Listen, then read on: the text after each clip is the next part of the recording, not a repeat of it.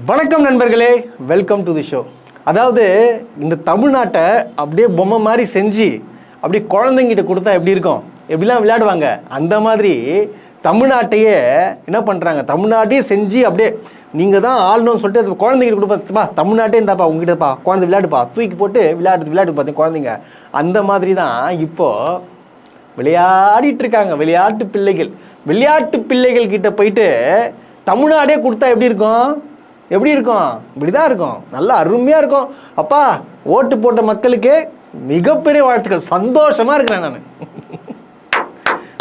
பக்கா, அதாவது தமிழ்நாடை வந்து எந்த அளவுக்கு எப்படி நினச்சாங்க, ஐயா இவ்வளோதானே நீங்கள் அப்படின்னு நான் சொல்ல, மற்ற ஸ்டேட்டுக்கும் சொல்ல ஆரம்பிச்சிட்டானுங்க. அந்த அளவுக்கு தான் இப்போது இங்கே போயிட்டுருக்கு. அதே போல் பார்த்தீங்கன்னா உங்களுக்கு ஒரு சந்தோஷமான விஷயம் சொல்ல போகிறேன். அதாவது பார்த்தீங்கன்னா ஓட்டு போட்ட மக்கள், இப்போ நீங்கள் ரீல்ஸை பார்த்து ஓட்டு போட்டிங்க பார்த்தீங்கன்னா, விஜய் என்ற ஒரு நடிகர் மோகத்தால் வந்து ஓட்டு போட்டிருக்கீங்க பார்த்தீங்கன்னா, உங்களுக்கு நீங்கள் சந்தோஷப்படுற மாதிரி ஒரு விஷயம் சொல்ல போகிறேன். என்னென்னு பார்த்தீங்கன்னா, தமிழ்நாடு முதலமைச்சர் பார்த்தீங்கன்னா 2 விருதுகள் வாங்கியிருக்கார். 2 விருதுகள் வாங்கிறார். அதாவது பார்த்தீங்கன்னா பதவியேற்று கிட்டத்தட்ட ஒரு 13-14 நாள் இருக்கும். நீங்கள் அந்த நாட்களிலேயே பக்கா அவார்டு வாங்கிட்டாருங்க. வேற மாதிரி. அதாவது பாருங்கள், கிட்டத்தட்ட வந்து உழைக்கணும். அது 1 வருஷம் 2 வருஷம் வந்து பல திட்டங்களை கொண்டு வந்து எல்லாரையும் பூர்த்தி பண்ணி சாட்டிஸ்ஃபை பண்ணிப்பா இவங்க நல்லா பண்ணியிருக்காங்கன்னு சொல்லிட்டு அங்கேருந்து அவார்டு கொடுப்பாங்க. பட்டு 14 டேஸில் விருது வாங்கியிருக்காப்புல. என்ன விருது தெரியுமா? இந்த வருஷத்து விருது கிடையாது, 2025. அதாவது இவர் சொன்னார்ல நம்ம முதலமைச்சர் விஜய், தமிழ்நாட்டுக்கு என்ன பண்ணீங்க, என்ன கிழிச்சிங்க, ஒன்றும் பண்ணல, தமிழ்நாட்டே ஒரு சாபக்கேடாகி போச்சு சொன்னீங்களே. அதாவது 2025ஆம் ஆண்டு அந்த கனரக வாகனம் பார்த்தீங்கன்னா சரக்கு ஏற்றுமதி இறக்குமதி இருக்கும் பார்த்தீங்களா, அது கரெக்டாக பண்ணதுனால அதுக்கு ஒரு விருது கொடுத்துக்கிறாங்க. அதை வந்து சிரிச்சுக்கிட்டே வாங்குறா போல யார், நம்ம விஜய். அப்புறம் பார்த்தோன்னா நம்ம புஷியான அந்த அமைச்சர் அந்த துறையில் இருக்கிறனால அது என்ன அவார்டு கொடுத்துருக்கான்னு பார்த்தீங்கன்னா, அது பசுமை மூலமாகவும் சரி, புதிய தொழில்நுட்பம் மூலமாகவும் சரி, சிறப்பாக சாலைகள் அமைத்தது தமிழ்நாடு தோறும் பார்த்தீங்கன்னா சிறப்பாக சாலை அமைத்ததற்காக ஒரு விருது கொடுத்துருக்காங்க. 2 விருதுகள் யார் வாங்கியிருக்கிறா? நம்மளுடைய தமிழ்நாடு முதலமைச்சர் வாங்கியிருக்காப்புல. இதுக்கு எவ்வளோ பெரிய பாக்கியம் பண்ண இல்லையா? அதாவது முன்னாள் முதலமைச்சர் பண்ண சாதனையிலாக இந்நாள் முதலமைச்சர் வாங்குறாப்புல சிரிச்சுக்கின்னு. கொஞ்சம் சொல்லணும்ல, ஒரு நியாயமான ஆள் என்ன சொல்லணும், இப்போ இதான் வந்து அவங்க பண்ணியிருக்கிறாங்க, அவங்களுக்கு என்னுடைய வாழ்த்துக்கள் அப்படின்னு சொன்னால் யூ ஆர் கிரேட். நான் உனக்கு மிகப்பெரிய ஒரு ஹேட்ஸ் ஆஃப் கொடுப்பேன் நம்ம முதலமைச்சருக்கு. பட் ஆனால் கொடுக்காம ஃபோட்டோக்கு மட்டும் ஃபோர்ஸ் கொடுத்துட்டு சைலண்ட்டாக போயிட்டானுங்க. இதை வச்சுக்கிட்டு என்ன பண்ணுறாங்க, இன்ஸ்டாகிராமு, ஃபேஸ்புக்கு, அதான் என்னென்ன சோஷியல் மீடியா எல்லோரும் பார்த்தோன்னா ஃபயர் விட்டுருக்கானுங்க. டேய் பார்த்தியாடா, எங்கள் அண்ணன் 14 நாள்லேயே 14 டேஸ்லேயே ஒரு மிகப்பெரிய அவார்டு வாங்கியிருக்காரு. என்ன பெருமைப்பா, பெருமை. வாழ்த்துக்கள் சார், வாழ்த்துக்கள். ரோஸ்ட் பிரேஸ் சார்பாக பார்த்தீங்கன்னா நம்முடைய முதலமைச்சர் அவர்களுக்கு ஒரு மிகப்பெரிய ஒரு வாழ்த்துக்களை வந்து தெரிவிச்சுக்கிறோம். அடுத்தது பார்த்தீங்கன்னா இன்னைக்கு வந்து மிகப்பெரிய இல்லை, அமைச்சரவை வந்து புதுசாக வந்து கொடுத்துருக்குறாங்க. அதாவது தாவேகா எம்எல்ஏக்களும் சரி, காங்கிரஸ் 2 எம்எல்ஏக்களும் கொடுத்துருக்குறாங்க. அதில் பார்த்தீங்கன்னா ஒருத்தர் அது ஒரு 3 எம்எல்ஏவோட சிறப்பான அம்சங்களை வந்து நான் சொல்லியே ஆகணும். இதில் வந்து முக்கியமாக சொல்லி ஆகணும். அவங்களுக்கு எப்படி கொடுத்தாங்கன்னு சொல்லிட்டு எனக்கு தெரியல. ஆனால் ஒருத்தர் கொடுத்துருக்காங்க. அவர் பேர் பார்த்தீங்கன்னா தாம்பரம் சட்டமன்ற உறுப்பினர் கில்லி சரத் அவர் பேர். அதாவது ரீல்ஸ் போட்டி நடந்திருக்கு அவங்க எம்எல்ஏக்குள்ள, ரீல்ஸ் போட்டி. அந்த ரீல்ஸில் வின் பண்ணி கடைசி அதை நேற்று பார்த்தீங்கன்னா அந்த ரீல்ஸில் ஒரு மிகப்பெரிய ஒரு மாற்றத்தை கொண்டு வந்து வெற்றி பெற்று பார்த்தோன்னா இன்றைக்கி அவருக்கு அந்த பரிசாக, அந்த ரீல்ஸில் வெற்றி பெற்றதன் காரணமாக ஒரு பெரிய பரிசாக பார்த்தீங்கன்னா அவருக்கு ஒரு அமைச்சர் பதவி கொடுக்கப்படுது.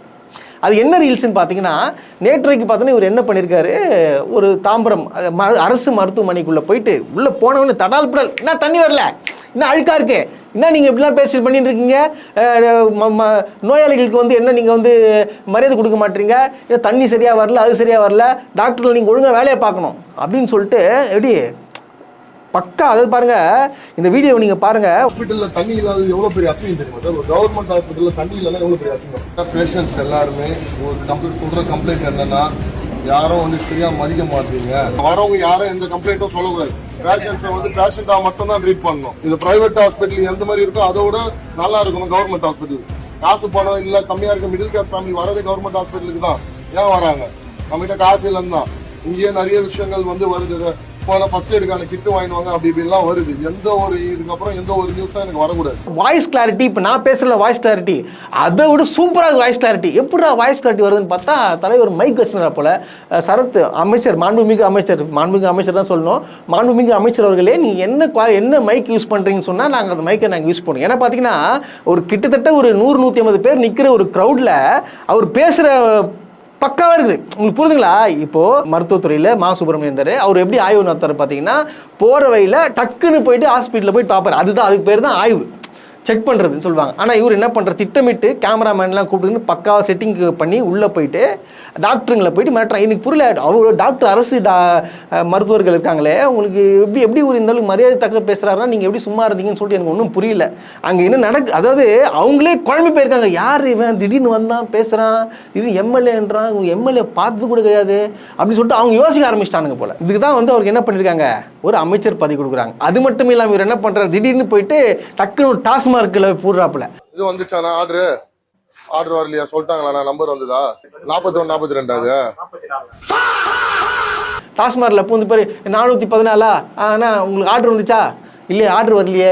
ஏன் ஆர்டர் வரல, ஏன்னா இது 416 நம்பர் கடை.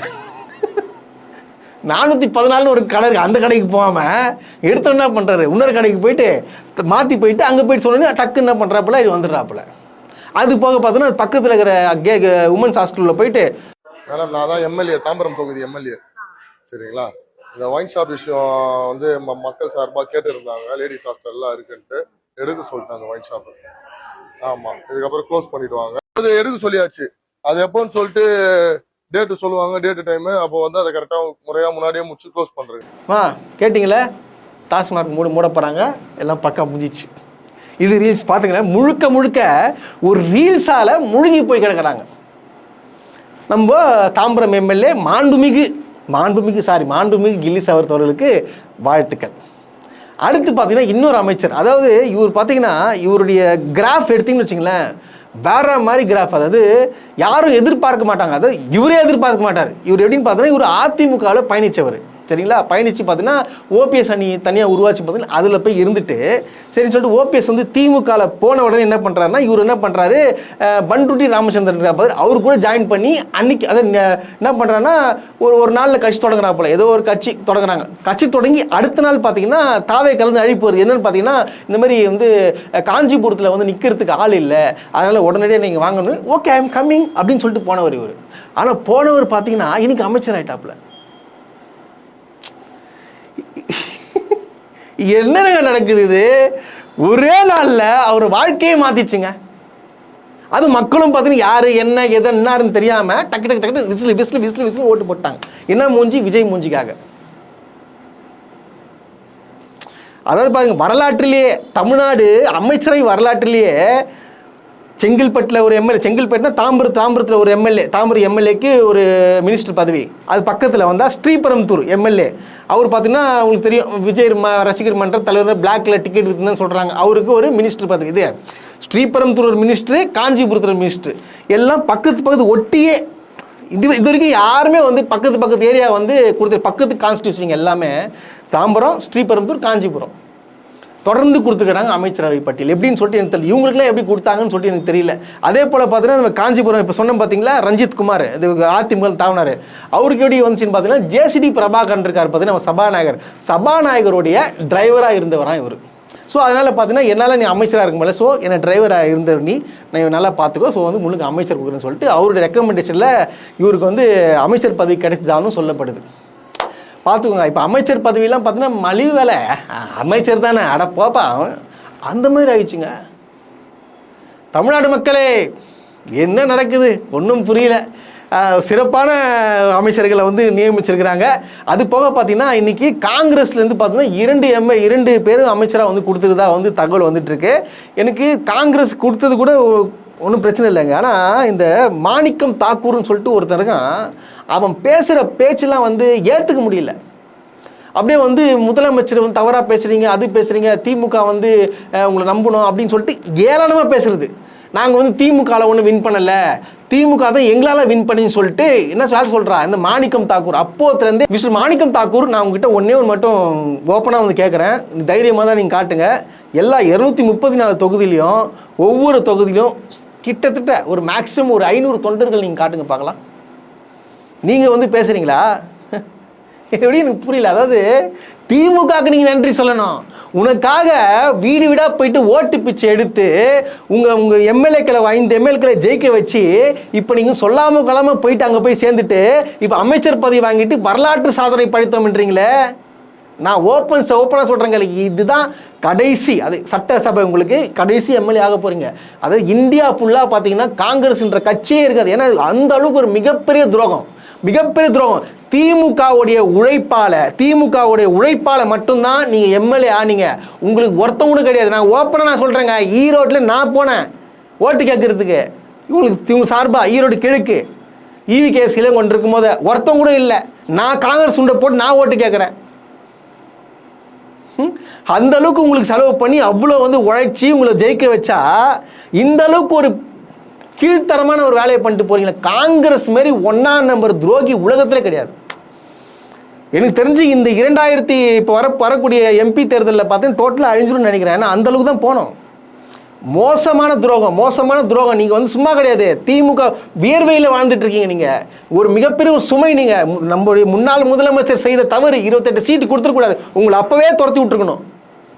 துரத்தி விடாம விட்டுறது தான் மிகப்பெரிய தவறு. அந்த 28 சீட்டு தான் இந்நேரத்துக்கு திமுக ஆட்சி அமைச்சிருக்கோம். இதுதான் என்ன பண்ணுறதுன்னு தெரில. அது இது போக இருக்கட்டும். இன்னொரு விஷயம் பார்த்தீங்கன்னு வச்சுக்கலாம், இப்போ இந்த எம்எல்ஏக்கள் மந்திரிகள்லாம் விட்டுத்தலுங்க. அதாவது ஒரு இப்போ அரசு மருத்துவமனையில் பார்த்தீங்கன்னா நேற்று ஒரு சம்பவம் வந்திருக்கு. பார்த்தீங்கன்னா ஆக்சிடென்ட் ஆகிட்டு கை ஏதோ போயிடுச்சுன்னு சொல்லிட்டு கேள்விப்பட்டு பார்த்தீங்கன்னா அதில் வந்து பிளாஸ்டிக் கவரில் எடுத்துன்னு போனாங்கன்னு சொல்லிட்டு நியூஸில் பார்த்துருப்பீங்க.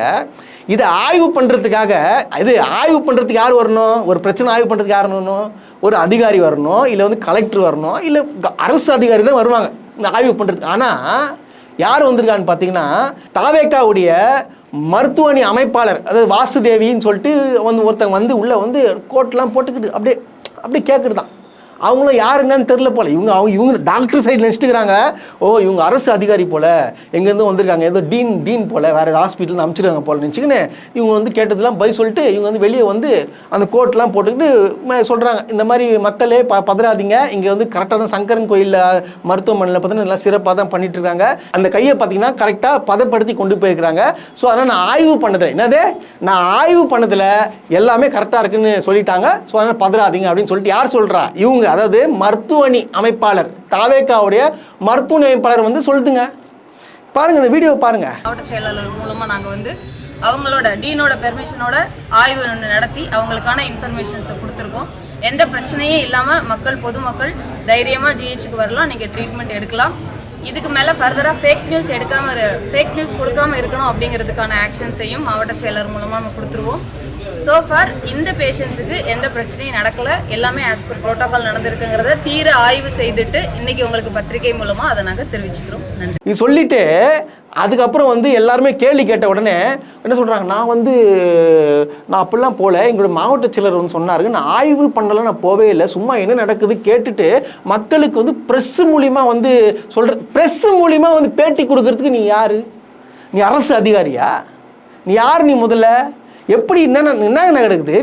இன்னும் எப்படி ஒரு அரசு ஆஸ்பத்திரியில் போயிட்டு மருத்துவமனையில் போயிட்டு நீ வந்து இஷ்டத்துக்கு நீ வந்து பேசுவியா? உன்னை எல்லாரும் பார்த்துன்னு கேட்பாங்க, புரிய மாட்டேங்குது. பாருங்க, இது ஃபுல்லாக ரீல்ஸு. இந்த எல்லா இடத்துலையும் ரீல்ஸுங்க, ஃபுல்லாக ரீல்ஸ் பரவி போயிடுச்சு.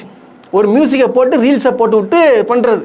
அதுக்கப்புறம் வந்து மாட்டிக்கினோடனே இல்லை அப்படிலாம் இல்லை, நான் இது படிச்சிருக்கேன், நான் வந்து பார்த்தீங்கன்னா பிஃபார்ம் படிச்சிருக்கேன், நான் வந்து PhD பண்ணிட்டு இருக்கேன் அப்படின்னு சொல்லிட்டு, இங்கே பாருங்க PhD பண்ணிட்டு இருக்கேன்னு சொல்லிட்டு இந்த காரை பார்த்துங்க. இந்த காரில் என்ன போட்டிருக்கு? டாக்டர்னு போட்டுக்குது. ஃப்ரண்ட்டில் டாக்டர்னு போட்டுது, கீழே வந்து PhD போட்டு மேலே வந்து போட்டிருக்காங்க. அந்த கோடு அம்மா போடுவாங்க பார்த்தீங்களா, அந்த ஐஃபன் போட்டிருக்காங்க. ஐஃபன் எதுக்கு போடுறாங்க? ஸ்டடிங், பர்சூவிங், அதான் அர்த்தம்.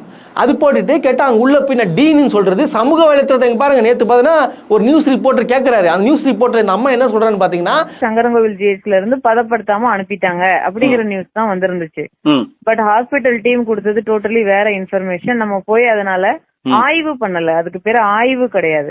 பொதுமக்களோட அச்சத்தை நிறுத்தணும் அப்படிங்கிறதுக்காக, அவங்க பயப்படக்கூடாது அப்படிங்கிறதுக்காக நம்ம டாக்டர்ஸ் போய் என்ன நடந்துச்சுன்னு கேக்குறோம். சமூக வலைதள பக்கங்கள் தொடங்கி எல்லாத்துலயுமே நீங்க அந்த மருத்துவமனையோட டீன் போட்டிருக்கீங்க. இது போக என்னன்னா பண்ணிக்கலாம் சார். மேம் அந்த கேட்டகரிக்கு வயசு நிறைய வித்தியாசம் இருக்குது மேம். நான் வந்து இன்வெஸ்டிகேட் பண்ணேனோ, நான் போய் செக் பண்ணும் போதோ, செக் பண்ணினேன் அப்படிங்கறதோ, அதிரடி ஆய்வு அந்த மாதிரிலாம் நான் ரீல்ஸ் போடல. இது வந்து எல்லாருமே ரீல்ஸ் பைத்தியம், ட்விட்டர்லயும் பார்த்தேன் ரீல்ஸ் பைத்தியம் அப்படின்லாம் மென்ஷன் பண்றாங்க.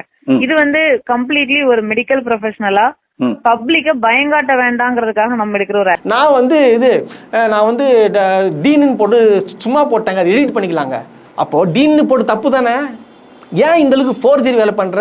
இந்த அம்மா யாருன்னு சொல்லிட்டு விசாரிச்சு பார்த்ததுல பார்த்தீங்கன்னா, கரூரில் வந்து திசை திருச்சி பார்த்தீங்களா, திமுக கவர்மெண்ட் தான் காரணம், திமுக கவர்மெண்ட் தான் வந்து இதை வந்து இதுமாதிரி 41 பேர் காரணம், அவங்க தான் போலீஸ் சரியில்லை, அவங்க தான் எல்லாம் பண்ணுதுன்னு சொல்லிட்டு திமுக பக்கம் திசை திருப்பி பிடிச்சி வரங்க. அதில் வந்து கேஸ் வாங்கின்னு ஜெயிலில் போன கேஸ் இது வந்து இப்போ உள்ள வந்துட்டு நான் வந்து டீனு அது இதுன்னு சொல்லிட்டு நேற்று முடிஞ்சிச்சு. நேற்று விட்டுருங்க அந்த கதையை. நேற்று வந்து டாக்டராக செயல்பட்டாங்க, டீனாக செயல்பட்டாங்க இல்லையா? இன்னைக்கு பார்த்தீங்கன்னா மாநகராட்சி கமிஷனராக செயல்படுறாங்க. இங்கே பாருங்க அந்த வீடியோவை. மொத்தம் 5000 குடும்பத்துக்கு 4 வாட்டர் டேங்க் இருக்கிறதாவும், அதில் இந்த வாட்டர் டேங்க் ரொம்ப பழுதுபட்டு இருக்கிறதாவும் சொன்னாங்க. கிட்டத்தட்ட 1.5 மாசத்துக்கு மேல மனு கொடுத்து சரி பண்ணல அப்படின்னு எனி டைம் விழுந்துடுற மாதிரி இருக்குன்னு சொன்னாங்க. இதுல வந்து எத்தனை ஃபேமிலி இதே சேர்த்து இதுதான் இது சப்போஸ் இருந்துச்சுன்னா குழந்தைங்க நிறைய பேருக்கு பாத்தீங்களா?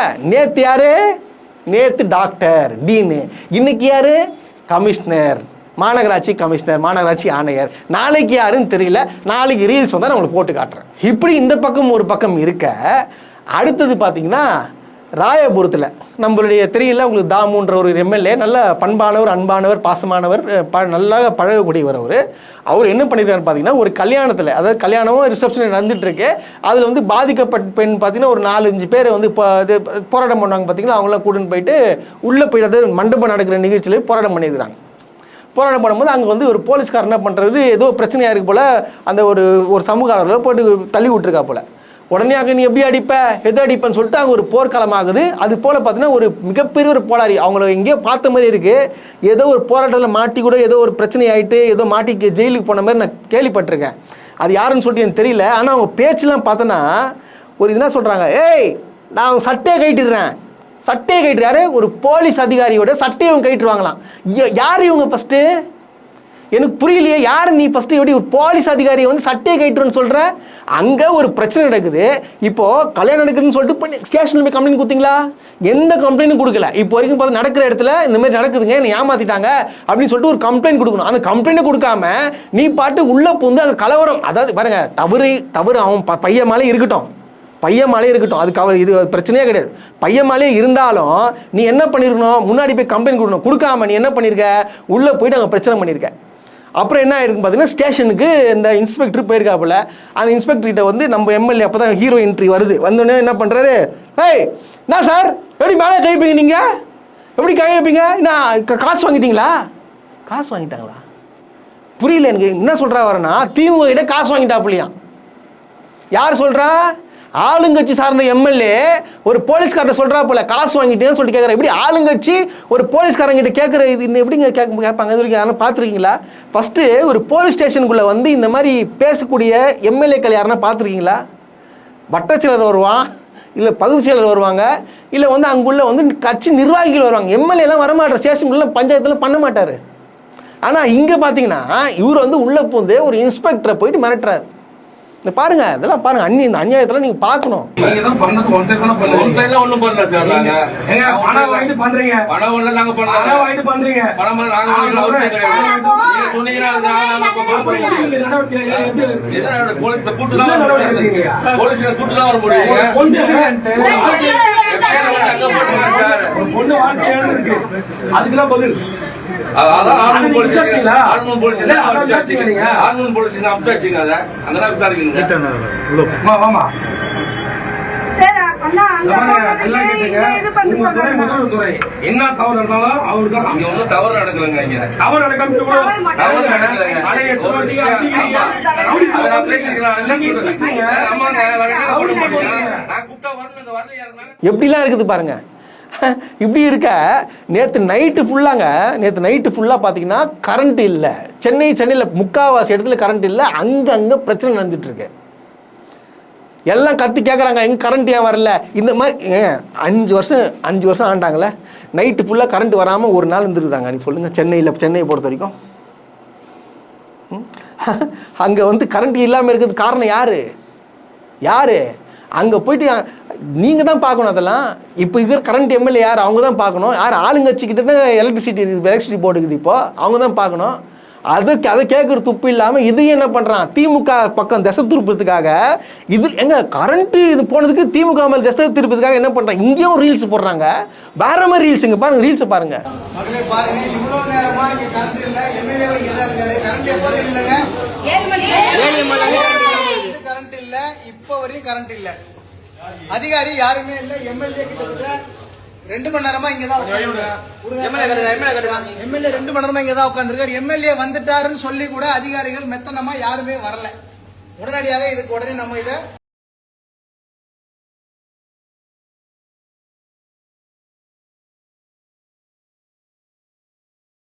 பார்த்தீங்களா? அதாவது வராப்புல வந்து பேசுகிறேன் பாருங்க, கரண்ட் வந்து நைட்லேருந்து இல்லை, ஒரு எம்எல்ஏ வந்து உட்காந்துக்கிறாங்க, ஆள் இல்லையே, என்னங்க நடக்குது அப்படின்னு சொல்லிட்டு ஆளுங்கட்சி எம்எல்ஏ போயிட்டு அங்கே போய் ரீல்ஸ் போட்டு அங்கே புற நடத்துறாங்களாம். இது எந்த ஊரில் நடக்குமாங்க? அது ஆளுங்கட்சிக்காரன் புற நடத்துறாங்க. ஐயோ கடவுளே, பாருங்க என்னென்னலாம் கேலி கூத்து நடக்குதுன்னு பாருங்க.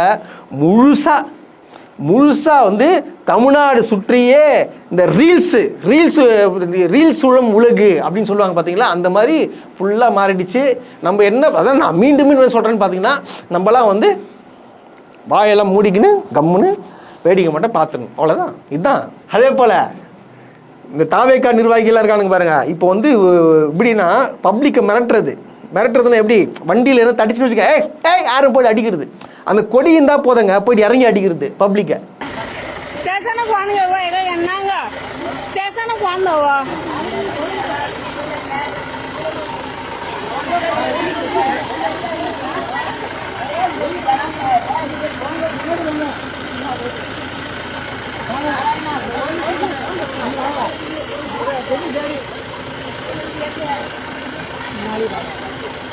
ನಾವಿಂದ ಅವಿ ಮುಡಿದ ಕೇತರ್ಗೆ ರೆಂಗಾಣ ಕಾಯ ಹುಡಿಲಿತೆ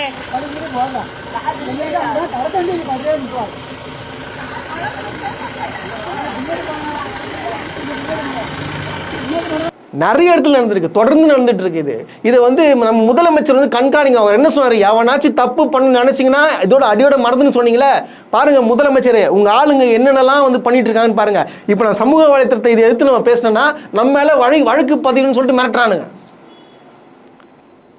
இது என்னது இது? அப்போ டிஎம்கே வந்து ஆளுங்கட்சியா இருக்கும் போது வந்து தாவேக்காவை சார்ந்தவர்கள்லாம் வந்து முதலமைச்சர் தரைக்குருவா பேசுறது, இந்த மாதிரி பேசுறது, நாங்களாம் வந்து நாகரிகமாக பேசிட்டு இருக்கோம். அவனுங்களாம் அசிங்கமா ஆபாசமா பேசுனானுங்க. ஆனால் இப்போ இப்படி உங்களுக்கு ஒரு மிரட்டல் வந்துட்டு இருக்கு. நம்ம மாட்டிங்க. அதாவது பாருங்க, நம்ம ஜெயிலுக்குள்ள இருக்கிற மாதிரி எனக்கு ஃபீலிங் ஆகுது. வெளியில போனாலே ஒரு அரசியல் தெரியாத தற்கூரிங்க வந்து நாங்கள் தான் ஆளுங்கட்சி சொல்லிட்டு மிரட்டு கத்துறதும், போயிட்டு அங்கே மாமூல் வாங்குறதும், இந்த மாதிரி தொடர்ந்து வந்து விஷயங்கள் நடந்துட்டு இருக்கு.